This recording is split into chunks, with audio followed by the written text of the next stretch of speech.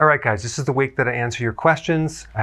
This is a quick video. Someone wanted to know, how do you make keto-friendly eggnog? Okay, so it's really simple. Karen does this every single year. Very simply, 2 cups heavy cream. Make sure it's grass-fed. 1 cup coconut milk, 4 large eggs.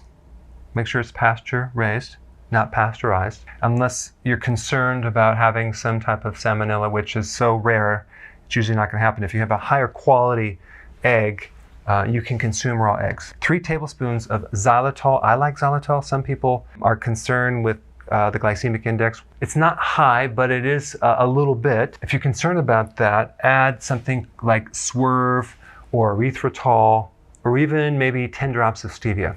You can experiment.